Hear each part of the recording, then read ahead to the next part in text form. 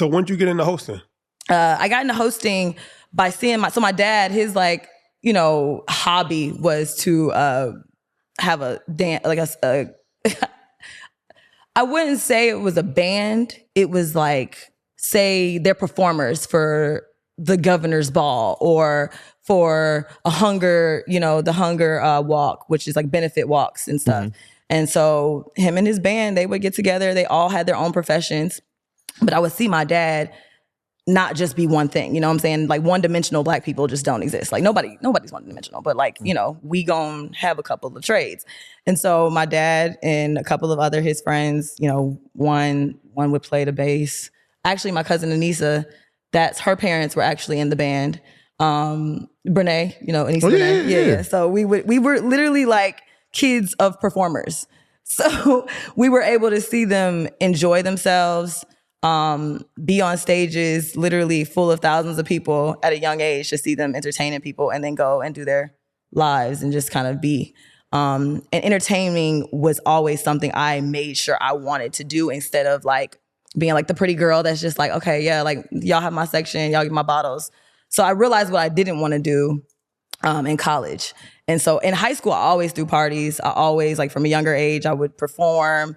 I was in a dance studio at my godmom's dance studio from like I was like 10 every Saturday from 6 a.m. to like 5 p.m. I'm in a studio, just dance, tap, jazz, ballet, all of the things. And so it was always like a theatrical. I was like a lover of the arts. And so my family being the people that they were, like, okay, if you have a gift, you will have to like foster. We gonna foster it. So that was it. So even during that, because it sounds like, and knowing you a little bit, it's like entertainment was the thing. It was always a thing, right? But you have entrepreneurial parents, right? Yeah. And so it gets a bit interesting. It's like, yes, you have this passion and this gift for entertainment. Mm-hmm. They're coming from an entrepreneurial of actually building a business. Mm-hmm. Was there conflict there with like, hey, that's the direction the family is going. My natural gifts and God-given gifts are leading me this way. Were you like struggling with that, or were like, how do we find a fine blend? So in high school, I took a course called the Dallas Austin program, and that was like after school program, right? So, you know, after school programs in the city, you don't know what you're going to get. And this one was like an elevated after school program. We had mentors that were managing artists, like somebody, you know, Brian Jennings, shout out to Brian Jennings, shout out to Tamiko Hope. They were my first mentors, and I'm 17, 16 years old, and being exposed to, you know, music artists, music producers, DJ Scream, DJ Spins, Zaytoven, Shawty Low. Like I'm meeting these people in real time at the height of their careers at like 16, 17. And I realized that what was great to see was to see that they were still business people, but they were able to like really, truly be in their creative bag. And I'm like showing my parents this. And so my parents would say, okay, they own that business. Oh, okay. How is that doing? You know, how are they able to scale that? And knowing that they see that, and then they see that they're still creatives, they're like, okay, we can appreciate it. Because I think for my dad, like I said, it was always just a lover of the arts, but it wasn't something that he knew he was going to like focus on making money from.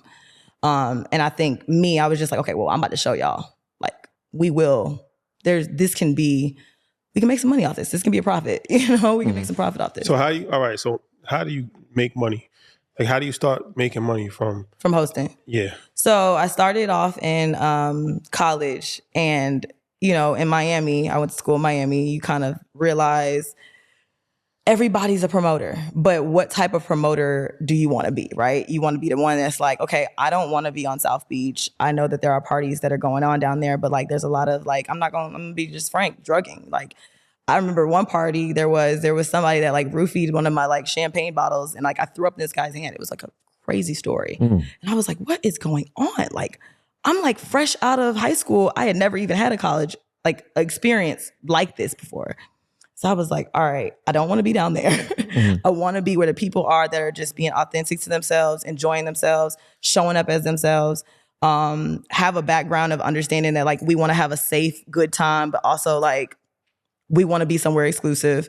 How do you become that person? Okay, well, be in those places and then enjoy the shit out of yourself. Like I saw a video of Denzel telling Snoop, I enjoy how you enjoy life. And like, I loved that, because being that person that is enjoying themselves in every place that they're in, whether everybody else having a good time or not, you're going to stand out.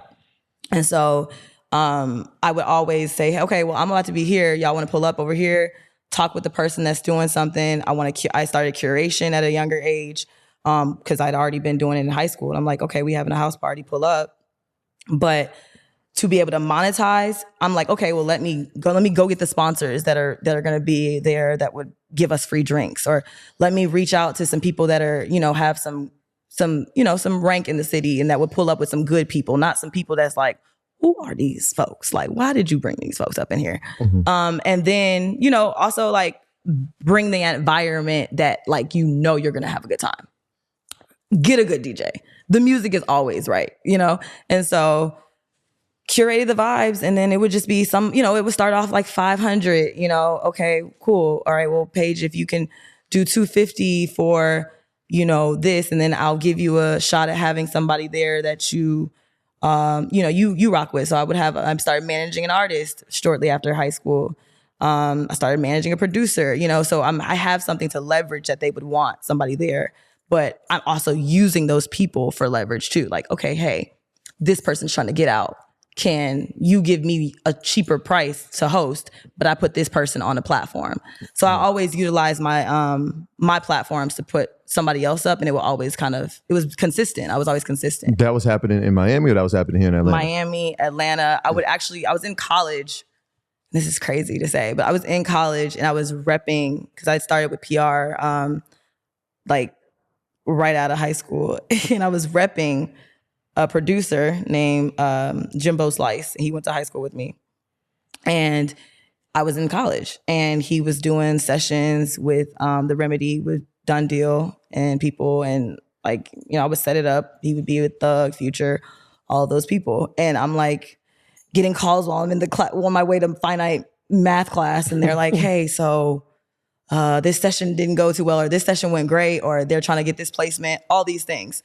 And so it was something that like I didn't know I was doing that was ahead of my time, kind of, because I was kind of growing as I go. But I knew that I had the background, because in the Dallas Austin program, you had to learn the business ins and outs, whether you wanted to sing, whether you wanted to do PR, whether you wanted to do management, whether you wanted to produce, you had to learn the business. Mm-hmm. And so because I started off as an artist and was like, I want to sing too, just like my daddy, and found out that the money wasn't going to really add up unless I worked overly overtime, and I just enjoyed it. I was like, no, I have to find another way to entertain. At some point, does it become too much, like trying to juggle the management side and everything you got going on outside of school and trying to figure out, yes, I'm a it actually did. So did you finish school? It literally like blew up in my face. Like I remember one day, and he was like, yo, Rashad, because he was a white producer, and they were like, yo, it's just not going to work. Like, I don't know what's going on, but it's not going to work. And I was like, no, like things will be fine. Like, and they were like, nah, like, we're going to have to redo this whole infrastructure. And I was like, all right, well, honestly, I can't continue with you guys without the person that I brought in. So I'm going to just, bow out, and I'm going to just figure out what I need to do from after college. So I like really after I had too many ties still in Atlanta, scared to be fully in Miami, I was like, okay, let me really engulf something here. So I started art curation. I started, working with the GMCV for an internship, which is the people that the Greater Miami Convention and Visitors Bureau. So they bring in Miami Spice Week. They bring in Art Basel. They had a Black Hospitality Initiative that brought in the first Black Art Basel, where the Black artists were, really put on a platform and given the right pedestal that they deserved. And so, being the person that was working with the only Black contemporary gallery owners there, trying to make sure I'm in that space fully.